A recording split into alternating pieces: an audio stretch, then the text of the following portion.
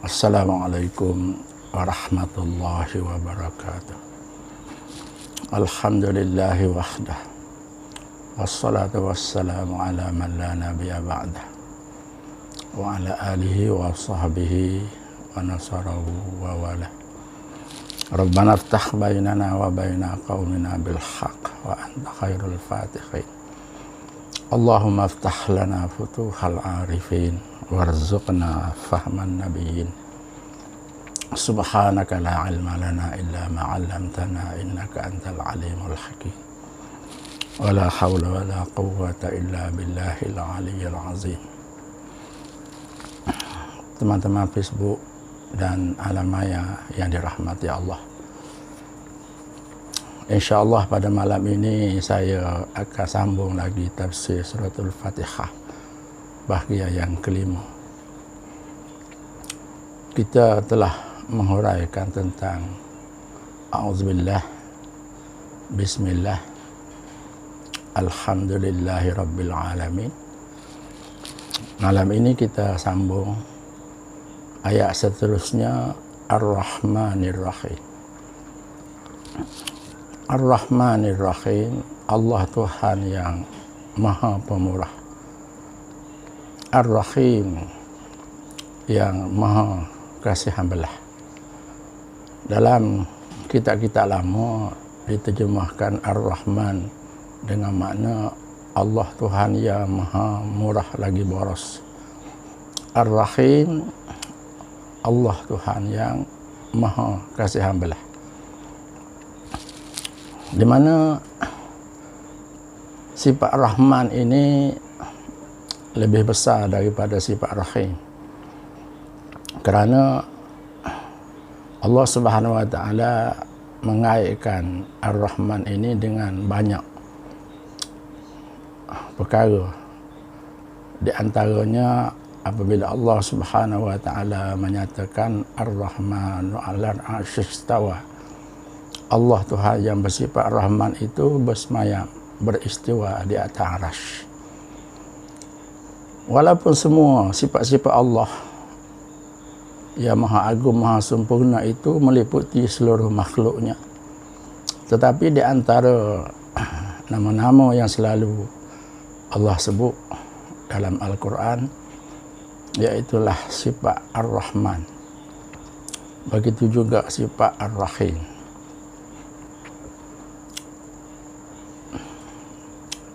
Dalam suatu hadis, Nabi SAW bersabda, "Qul da'ullaha aw da'ur Rahman." Katakanlah ya Muhammad, mintalah kepada Allah dan Tuhan Allah yang Maha Pemurah. Sebab itu di antara doa-doa yang sangat bagus yang kita baca, terutama bila kita berdoa dalam sujud sembahyang, kita tak boleh berdoa dalam bahasa Melayu atau bahasa lain. Di antara doa yang disebut oleh para ulama, semasa kita sujud, kita bacalah Ya Allah, Ya Rahman, Ya Rahim, Ya Arhamar Rahimin. Kemudian kita niatlah hajat-hajat kita dalam sujud tersebut, iaitu sujud-sujud solat sunat ataupun semasa kita sujud akhir dalam solat hajat. Sifat Ar-Rahim ini seperti mana yang saya pernah sebut, maka Nabil Mu'minin Rahimah, adalah Allah itu dengan orang-orang yang beriman tersangat kasih sayang. Pada umumnya Allah Subhanahu wa Ta'ala sangat kasih kepada hamba-Nya. Pernah dalam suatu hadis Nabi menyatakan Allah Subhanahu wa Ta'ala kasih kepada hamba-Nya lebih daripada kasihnya seorang ibu kepada anak kecilnya. Tapi oleh kerana Allah Subhanahu wa Ta'ala bukan saja Maha Pemurah dan Maha Penyayang, Allah juga bersifat Sari'ul Iqab, yang segera membalas orang-orang yang berbuat jahat. Kalaulah Allah Subhanahu wa Ta'ala bersifat Rahim, bersifat kasihan belah, nescaya orang-orang kafir, orang-orang yang durhaka kepada Allah tidaklah diseksa dalam neraka. Oleh sebab itulah sifat rahim ini dikhususkan kepada orang beriman. Apabila kita menyembelih binatang, kita disunatkan menyebut bismillah wallahu akbar dengan nama Allah yang Maha Besar. Kalau kita baca bismillahirrahmanirrahim dengan nama Allah Tuhan yang Maha Pemurah lagi mengasihani, tak sesuai lah. Sebab kalau kita kasihan belah pada binatang, kita tak sembelih. Sebab itulah kata ulama, semasa kita menyembelih binatang, kita hanya membaca bismillah wallahu akbar. Tak perlu kita membaca bismillahirrahmanirrahim. Rahim ataupun kasih sayang Allah ini sangat penting, terutama bagi ustaz-ustaz, bagi pendakwah-pendakwah. Hati mereka mestilah bersifat kasih sayang, berdakwah dengan penuh cinta dan kasih sayang.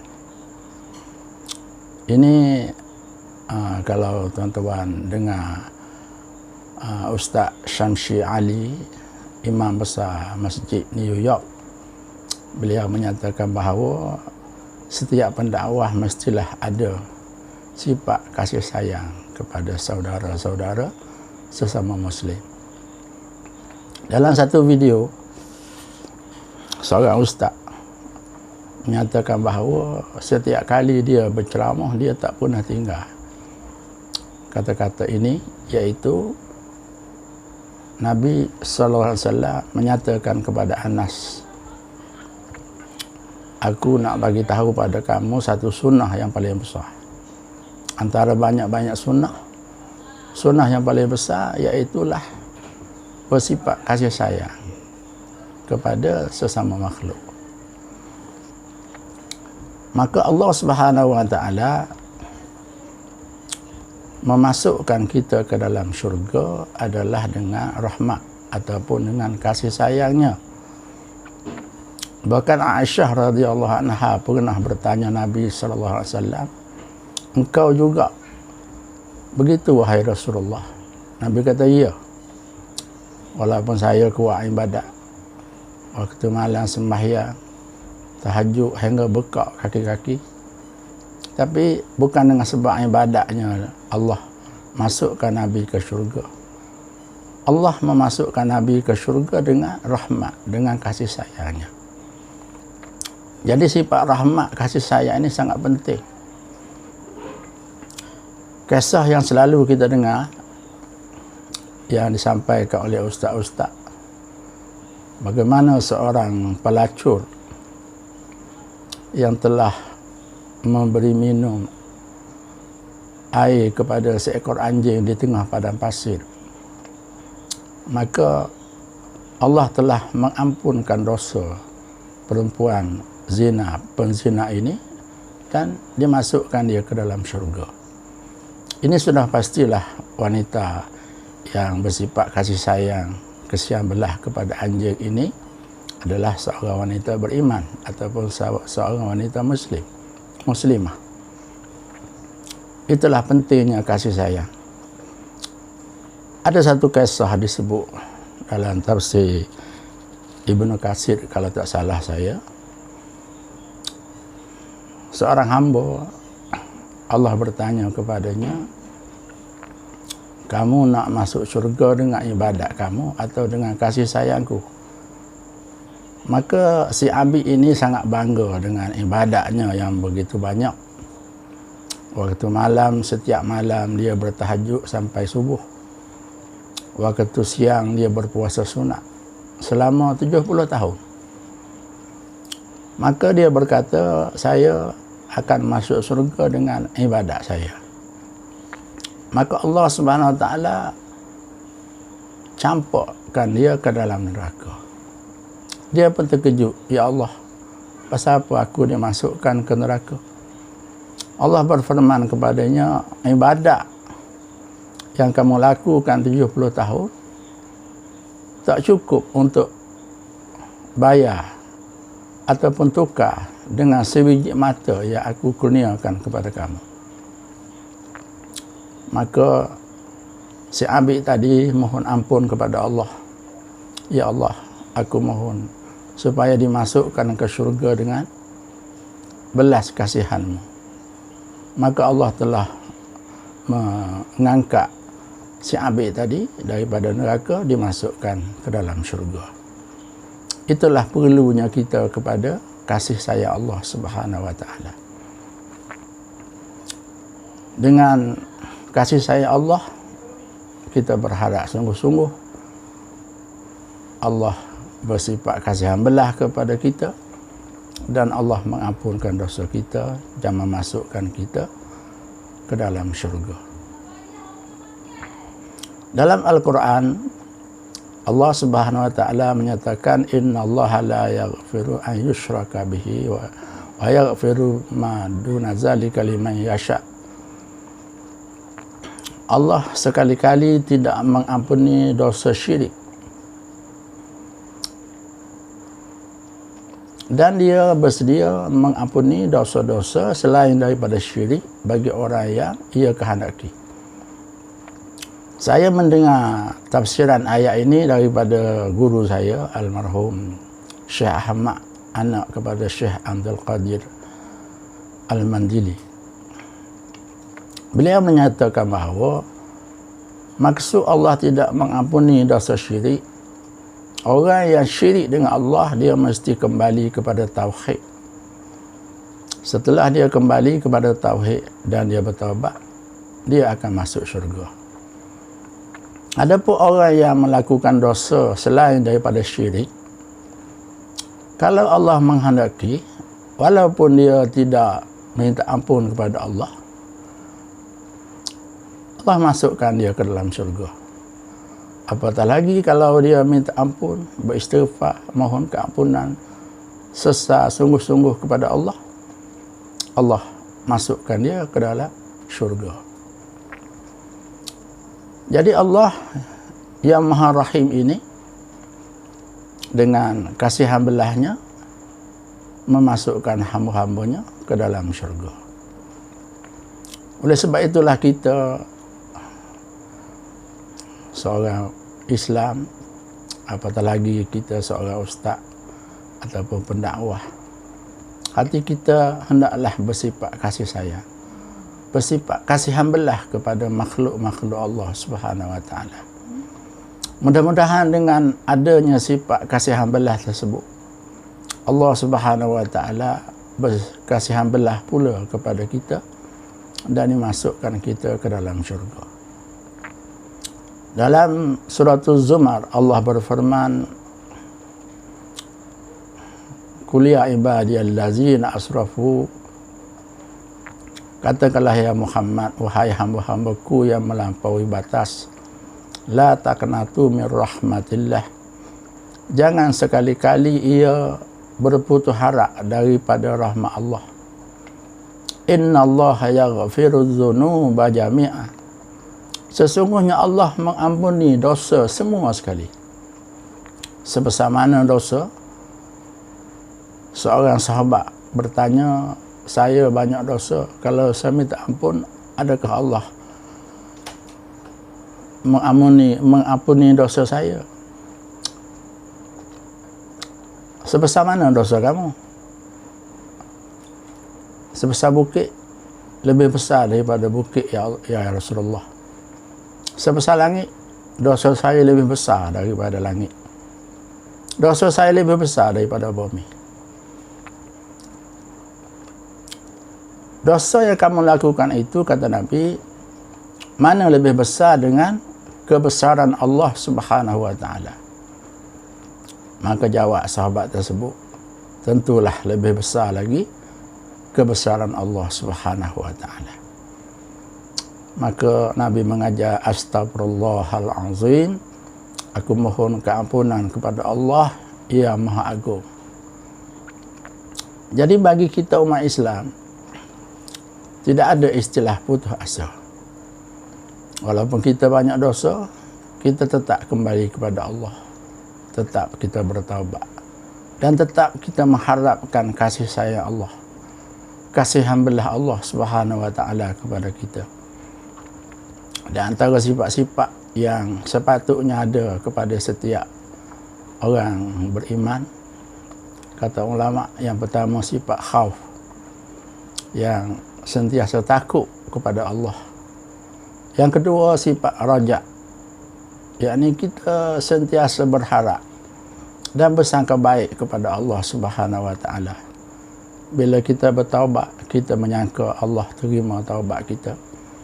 Bila kita melakukan ibadat, kita rasa Allah terima ibadat kita.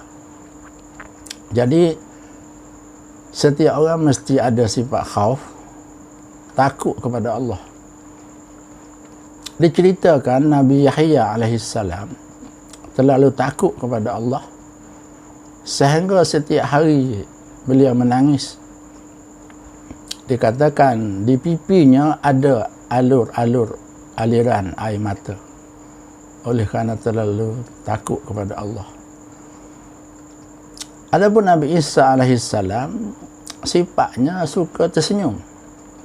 Tengok ke atas tersenyum, tengok ke bawah tersenyum. Sentiasa dalam keadaan gembira. Maka Allah Subhanahu wa taala mempertemukan Nabi Yahya dengan Nabi Isa. Kata Nabi Isa, kamu ini terlalu takut pada Allah. Macamlah kamu ini duduk dalam neraka, sentiasa menangis. Kata Nabi Yahya, kamu Isa sentiasa nampak ceria, gembira. Macamlah kamu ini dah lepas daripada hisab. Macamlah kamu ini sudah berada dalam syurga. Maka Nabi SAW bersabda, dua-dua sifat yang ada kepada Nabi ini hendaklah dihayati, diamali oleh umatku. Kita takut kepada Allah di samping kita mengharap, dan kita cinta kepada Allah. Kita sangat-sangat mencintai Allah. Di samping itu kita juga sangat takut kepada Allah, dan di samping itu juga kita sentiasa rajak, bersangka baik dan berharap sungguh-sungguh Allah Subhanahu wa taala mengampuni dosa kita. Ada diceritakan bagaimana Sayyidina Abu Bakar takutnya kepada Allah. Kalaulah diberitahu semua manusia dimasukkan ke dalam syurga, hanya seorang saja yang dimasukkan ke neraka, maka aku menyangka yang seorang itu akulah. Begitu sekali takutnya Sayyidina Abu Bakar kepada Allah. Dan seterusnya kata Sayyidina Abu Bakar radhiyallahu anhu, kalau sekiranya semua orang dimasukkan ke dalam neraka, hanya seorang saja yang masuk surga, maka aku berusaha dan berharap sungguh-sungguh supaya yang seorang itu adalah aku. Begitulah contoh daripada para sahabat radhiyallahu anhum. Mereka itu sangat takut kepada Allah. Di samping itu mereka sangat-sangat berharap, bersangka baik kepada Allah Subhanahu wa taala. Jadi sifat rahim ini sangat penting supaya kita menghayatinya dengan bersifat kasih sayang kepada semua makhluk Allah, walaupun seekor semut yang kecil, apatah lagi makhluk-makhluk Allah yang besar. Lebih-lebih lagi zaman ataupun masa kita KPK ini, kita hendaklah berusaha membantu, menolong saudara-saudara kita, terutama yang berada di barisan depan, di kalangan nas-nas, doktor-doktor, polis-polis dan askar-askar yang membuat rondaan. Sama-samalah kita bantu mereka dengan kemampuan yang ada pada kita. Sekurang-kurangnya kita sama-sama duduk di rumah, kita tidak langgar arahan ataupun perintah dipikir daripada pihak pemerintah. Jadi untuk malam ni sekadar itu sajalah yang dapat saya sampaikan. Ar-Rahman Ar-Rahim. InsyaAllah kita akan sambung dalam bahagian yang ke-6, Maliki Yaumiddin, dan seterusnya insyaAllah. Wabillahi taufiq wal hidayah. Wassalamualaikum warahmatullahi wabarakatuh.